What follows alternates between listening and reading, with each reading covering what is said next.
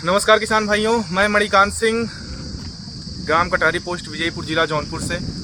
जैसा कि आप लोग देख रहे हैं, मेरे खेत में DSR डायरेक्ट सोइंग राइस जो होती है उसकी जो है खेती की जा रही है।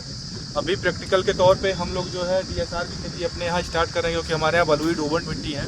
DSR जो है धान की एक ऐसी पद्धति है बुआई करने की, जिसमें हम लोगों को धान की रुपाई नहीं करनी होती है। डायरेक्ट हम अपने धान को जो है खेत में सीड ड्रिल, सुपर सीडर या फिर क्या कहते हैं डिबलर के माध्यम से अपने खेत में इसको जो है बुआई कर सकते हैं। और इसमें ये बहुत कठिन नहीं होता करने में। इसमें जो है अगर आप DSR से खेती करते हैं तो आपको लेबर कॉस्ट कम लगेगी, उसके साथ साथ जो है आपका प्रोडक्शन बहुत ही ज़्यादा आता है, और उसके साथ साथ जो है ना आपके खेत की उर्वरा शक्ति जो है वो भी अच्छी रहती है। तो इसी सब चीज़ों को देखते हुए हमने सोचा कि क्यों ना हम अपने एरिया में जो कि हमारा बलुई डोबंट मिट्टी है उस जगह पे ही ट्राई करें। इसलिए मैं ट्राई कर रहा हूँ क्योंकि मैं एक दुकानदार हूँ, पेशे से दुकानदार हूँ, और मेरे फर्म का नाम है नंद एग्रो एंड ऑर्गेनिक, जो कि बिलाव मार्केट में है। यहाँ पे आपको उच्च कोटि के जो है धान के बीज, दवाइयाँ और उसके साथ साथ जो है सभी खाद उपलब्ध होती हैं। तो उसी तर्ज पे मैंने जो है बहुत लोगों से सलाह लिया, लेने के बाद फिर मैंने जो है अपने खेत पे पहली बार जो है ट्रायल करने जा रहा हूँ, जिसमें मैंने कावेरी कंपनी की 7155 नाम की एक वैरायटी आती है, जो कम दिन की शॉर्ट ड्यूरेशन की वैरायटी आती है, उसकी खेती करने जा रहा हूँ मैं। और इसकी खासियत यह है 110 दिन में पक के तैयार हो जाती है। और इसके बाद इसी धान के बाद मैं इसमें जो है आलू की भी फसल लूँगा। बस इसीलिए जो है इसको ट्रायल के तौर पे मैं जो DSR पे लेकर के जा रहा हूँ। इससे उत्पादकता जो है, मान लीजिए आपकी जो एकड़ में अगर आपको मैं बता दूं करीब 22 से 23 कुंटल का उत्पादन हो रहा है, तो इससे जो है 24 से 25 भी हो सकता है।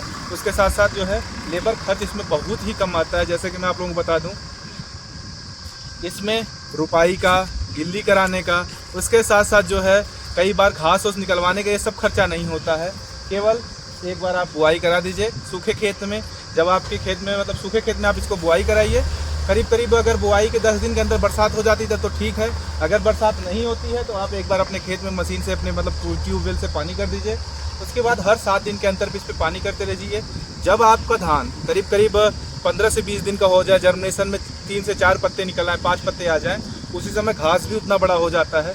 उस समय आप जो है इस पर घास की दवाई जो है, जो आपको अगले वीडियो में हम लोग बताएंगे क्या क्या प्रयोग करें जिससे घास खत्म हो जाए, उसको प्रयोग करके अपने जो फसल है उसकी घास को सभी ख़त्म कर दीजिएगा। उसके बाद उसमें जो है जैसे फर्टिलाइज़र मैनेजमेंट आप करते हैं नॉर्मल धान में, उसी तरीके से करते रहेंगे, जिससे उसकी उत्पादकता उससे अच्छी होगी। और तो और DSR में जो कल्लों की संख्या है ये नॉर्मल धान से बहुत ही ज़्यादा होती है। ये आप रिसर्च कर सकते हैं।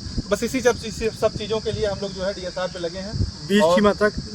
बीज की मात्रा बात करें तो बीज की मात्रा आपकी जो DSR में है, नॉर्मल जो सीड रेट होता है उससे थोड़ा सा ज़्यादा लगता है। यहाँ के किसानों में तो ये मतलब प्रचलन है कि नहीं 3 किलो 4 से 5 किलो एकड़ का लगता है, लेकिन नहीं, 4 से 5 किलो एकड़ का इसमें सीड रेट नहीं लगता। सीड रेट DSR में आप लोगों का सीधा अगर मैं बताऊँ तो अगर हमारी महीन किस्म की धान है, इसमें जो है आपका 1 एकड़ में करीब 14 से 15 किलो का जो है सीड रेट इसमें लगता है। उसी हिसाब से आप अपना खेती करिए। 5 से 6 किलो में अगर आप रह जाएंगे तो आपकी जो जर्मिनेशन वो कम होगा, जर्मिनेशन कम होगा तो जो है धान की खेती आप पहली बार में देख करके DSR को छोड़ देंगे। तो इसीलिए बीज का चयन और बीज की मात्रा जरूर ध्यान में रख करके करें। DSR में एक बार फिर से मैं बात करूँ, फिर से बताऊँ तो आप 1 एकड़ में 14 से 15 किलो प्रति एकड़ के हिसाब से जो मोटी, मध्यम मोटी या पतली किस्म की धान को आप प्रयोग कर सकते हैं। अगर आप बासमती भी जाते हैं तो करीब 18 से 20 किलो प्रति एकड़ के हिसाब से। खाद शुरुआत में डालना की बात, और खाद जैसा कि आप लोग पता है ये सुपर सीडर है। सुपर सीडर में खाद, बीज और उसके साथ साथ जो है रिजेंट जो आती है, इन सबको साथ में डाला जाता है। तो इसीलिए इसमें जो है हम लोगों ने साथ में प्रयोग किया है। और अलग से इसमें बुआई करने से पहले हमने इसमें माइकोराइजा और माइकोराइजा के साथ साथ जो है इसमें ट्राइकोडर्मा का प्रयोग किया हुआ है। तो अतः आप लोगों से निवेदन है कि आप लोग भी ऐसे हमारे साथ जुड़े रहिए कि आप लोगों को अलग अलग प्रकार की खेती के बारे में आप लोगों को बताते रहें। और जैसा कि ये मेरा धान है, आगे आने वाले दिनों में इसमें क्या अपडेट रहता है, कैसे कैसे क्या करते हैं, इसके बारे में आप लोगों को बताते रहेंगे। तब तक के लिए धन्यवाद। मैं मणिकांत सिंह आप लोगों को एक बार फिर से धन्यवाद करता हूँ नंद एग्रो एंड ऑर्गेनिक की तरफ से। धन्यवाद।